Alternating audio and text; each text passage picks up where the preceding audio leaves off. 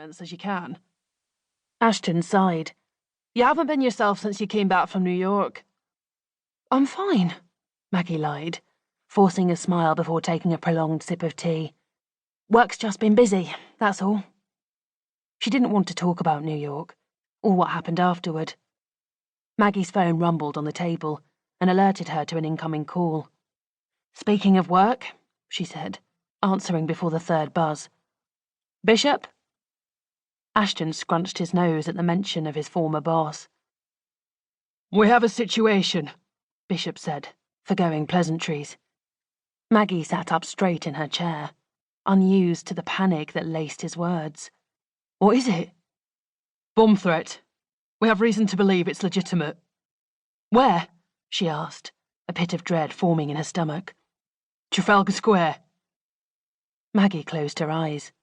The square would be filled with civilians, out to enjoy the snow and gaze upon the 20-foot tree, gifted by the Norwegians every year in thanks to the British for their help during the Second World War.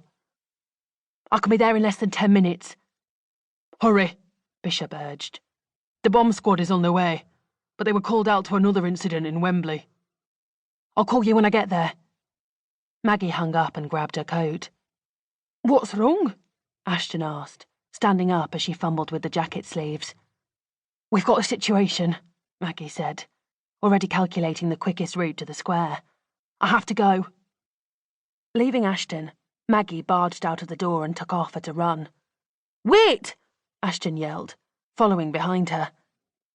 His long legs caught up to her in seconds. What are you doing? Maggie quickened her pace, glad she'd chosen to wear boots for their coffee date. Ashton steadied his pace to match hers.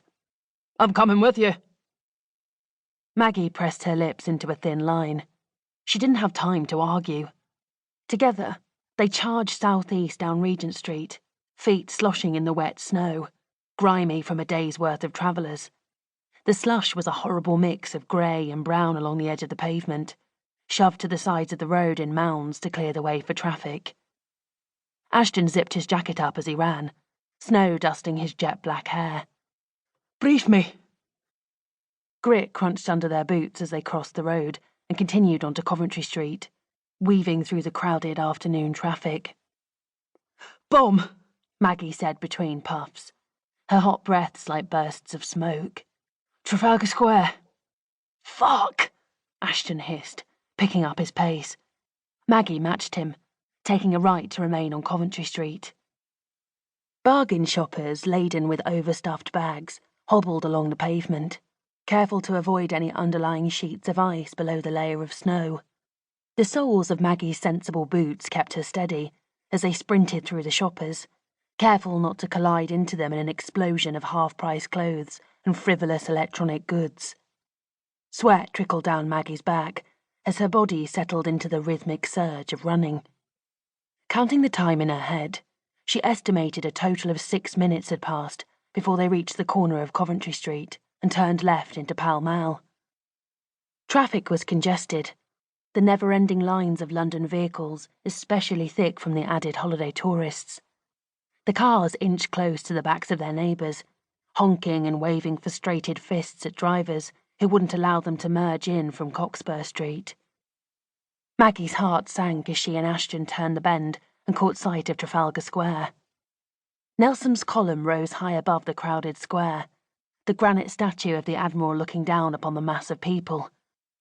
Majestic bronze lions languished on their stone pedestals at the column's base, and Maggie fought the urge to roar to the crowd, to warn them to run, and get as far away from danger as possible. Biting down on her lip, Maggie refrained. Alerting everyone would only worsen the situation, causing panic and mayhem as everyone tried to run to safety, pushing and shoving as the animalistic instinct to survive kicked in and ruled over all else. Where is it planted? Ashton asked, hands on his knees.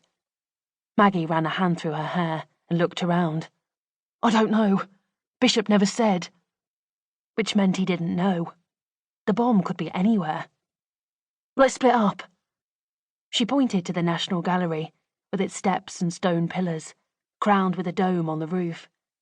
In the corner, St. Martin-in-the-Fields Church sent a foreboding shiver. To keep listening to this audiobook, I've left you a link in the description so you can do it, at no cost thanks to Audible's 30-day free trial.